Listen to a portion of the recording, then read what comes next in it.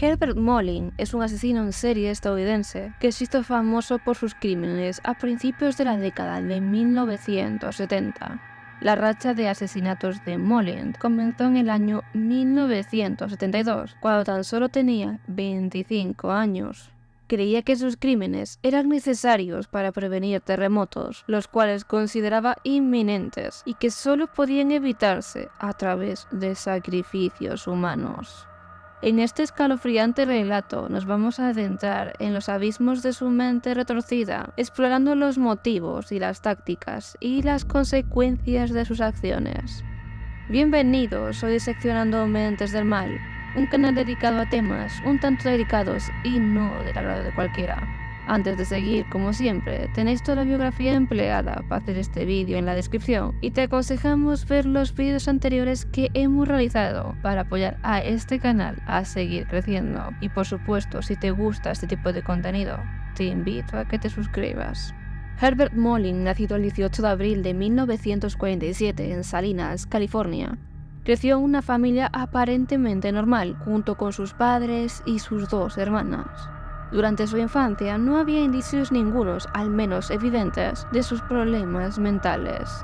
Criado en Santa Cruz, California, por sus padres Martin Molin, de la Segunda Guerra Mundial, que más tarde se convirtió en vendedor de muebles, y Jean, la infancia de Herbert parecía inicialmente común. Sin embargo, detrás de todas estas apariencias se ocultaban tensiones familiares y luchas internas. A medida que Molin creció, comenzaron a emergir señales preocupantes de inestabilidad mental. En su adolescencia, experimentó delirios y alucinaciones, lo que sugiere que su salud mental estaba empezando a deteriorarse. Estos síntomas probablemente sembraron las semillas de los futuros trastornos mentales más graves que se manifestarían en su vida adulta.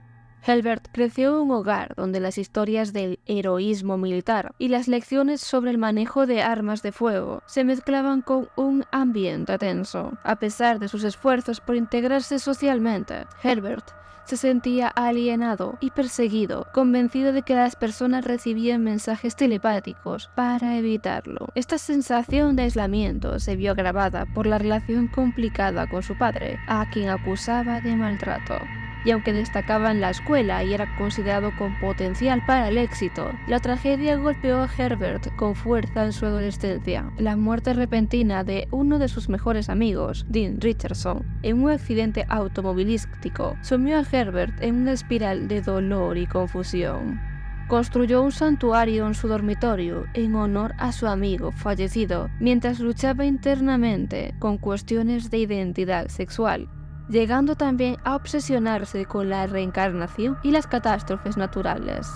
A la edad de 21 años, ya en el año 1969, Herbert finalmente permitió que su familia lo internara en un hospital psiquiátrico, reconociendo la necesidad de ayuda al escuchar voces en su cabeza.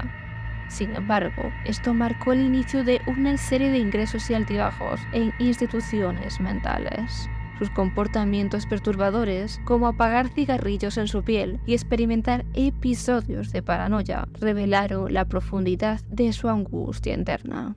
El análisis retrospectivo de expertos como el famoso analista criminal del FBI Robert Ressler arroja luz sobre la complejidad de la mente de este individuo. Diagnosticado con una forma avanzada de copraxia y esquizofrenia paranoide, se sugiere que el abuso de sustancias también pudo haber exacerbado su deterioro mental. Estos elementos formaron un cóctel explosivo que eventualmente desencadenaría en una serie de eventos violentos y trágicos en la vida de Herbert Molin. Herbert Molin, como avanzábamos, diagnosticado con esquizofrenia paranoide, representaba un peligro latente para la sociedad. Sin embargo, a pesar de su evidente deterioro mental, no recibió seguimiento médico adecuado, ni se le prescribió ninguna medicación para controlar estas paranoias y delirios. Esta falta, quizás de intervención médica, fue un factor crucial que contribuyó a la escalada de sus acciones violentas. Una de las creencias más perturbadoras de Molin surgió a raíz de la predicción del matemático Robert Graspound sobre un devastador terremoto que se esperaba que azotara el norte de California a principios del año 1973. Molin, afectado por su enfermedad mental, interpretó esta predicción como una profecía que desencadenaría una creencia fatal, que el sacrificio humano era la única forma de evitar una catástrofe de tal magnitud. Convencido de que estaba destinado a salvar a la humanidad mediante estos sacrificios, Molin se lanzó en una espantosa ola de asesinatos, creyendo que estaba actuando en beneficio de la sociedad.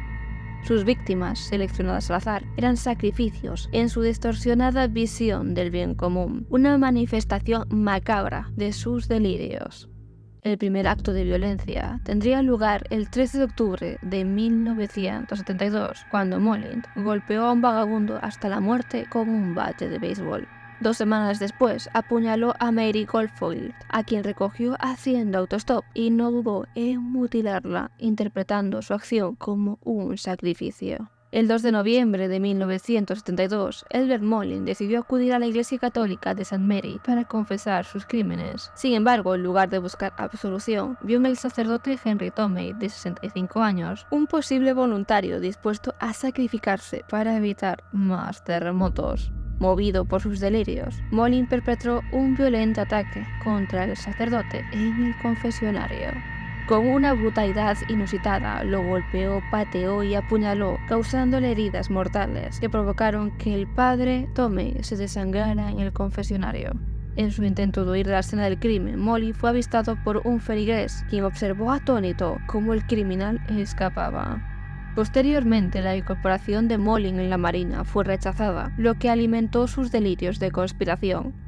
Ya en enero de 1973 abandonó las drogas y se armó su búsqueda de Jim Llanera, un antiguo compañero suyo de la escuela de secundaria. Terminó con el asesinato de Jim, su esposa y sus hijos, seguido del asesinato de Katie Francis, cuya muerte fue esencial para encubrir sus crímenes.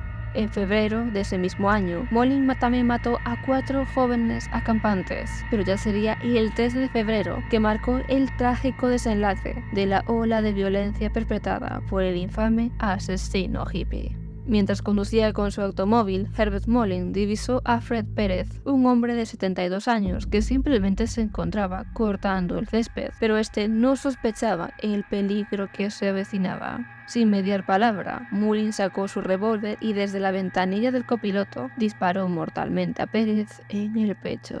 Antes de que Molin pudiera darse a la fuga, un vecino atento presenció la escena y tomó nota de la matrícula de su vehículo.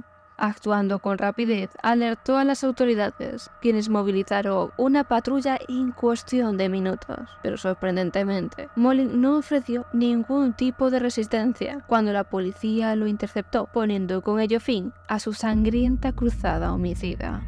En su primera comparecencia ante las autoridades, Herbert Molin no titubeó en relatar con minucioso detalle los crueles actos que habían cegado las vidas de Fred Pérez y otras 12 personas en los últimos meses. Según él, todas sus acciones estaban guiadas por unas voces que le insistían en que debía de cometer dichos homicidios para evitar inminentes terremotos.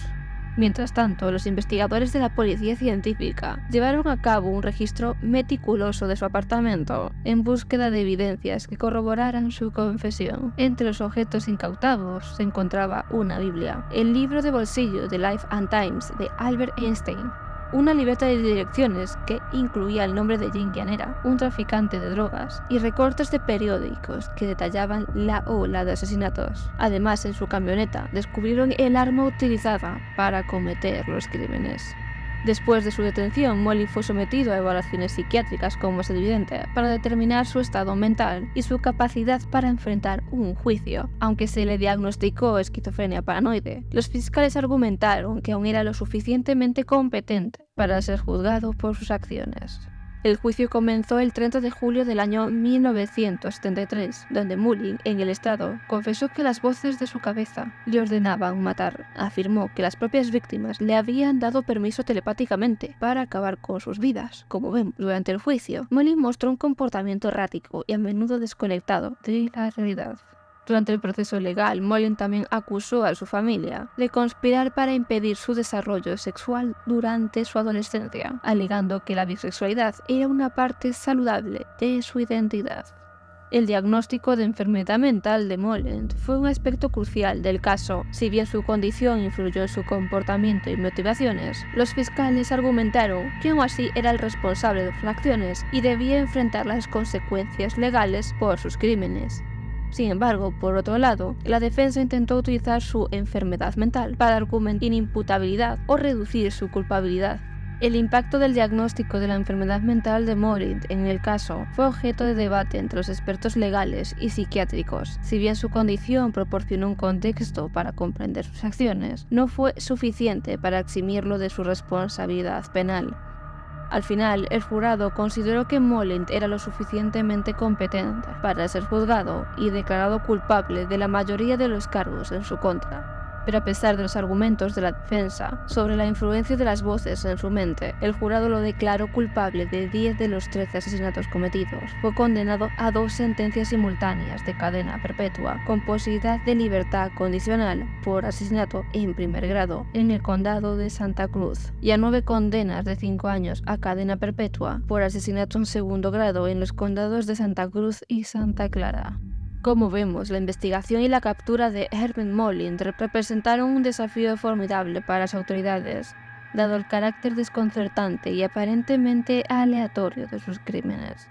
Los interrogatorios, sin duda, desempeñaron un papel crucial en el proceso de identificación y detención del asesino, pero enfrentaron varios obstáculos. Inicialmente, la falta de conexión entre los crímenes dificultó la tarea de los investigadores. Los asesinatos de Molint no seguían un patrón claro y parecían no estar relacionados entre sí, lo que complicaba la coordinación de esfuerzos y retrasaba el desarrollo de un perfil perpetrador. Además, los testigos de los crímenes proporcionaron relatos sin consistencia y a menudo confusos, lo que dificultó la elaboración de una imagen clara del sospechoso. La variedad de métodos utilizados por Molint para cometer sus crímenes también dificultó la identificación de un modus operandi específico.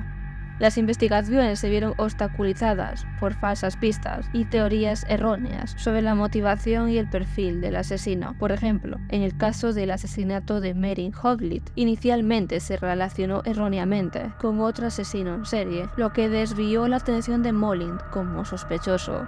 Además, la complejidad del perfil psicológico de Molint, que entre ellos, como vimos, incluye su diagnóstico de esquizofrenia paranoide y sus delirios de grandeza sobre la prevención de terremotos, complicó aún más los esfuerzos de los investigadores para comprender sus motivaciones y comportamientos.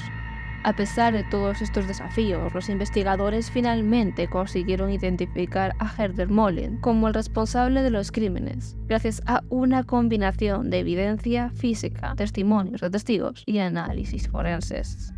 Tras ser juzgado y pasar casi 50 años tras las rejas, Molint presentó múltiples solicitudes de libertad condicional, todas las cuales fueron denegadas. Finalmente falleció por causas naturales hace relativamente poco, el 18 de agosto del año 2022, a la edad de 75 años, en el Centro de Atención Médica de California. Y así concluye nuestro vídeo de hoy. Si te ha intrigado esta historia, te invitamos a seguir investigando y descubrir más sobre este misterioso criminal. Déjanos saber en los comentarios si te ha gustado este vídeo y no olvides suscribirte así como darle like si aún lo has hecho para no perderte nuestros próximos vídeos. Nos vemos la semana que viene.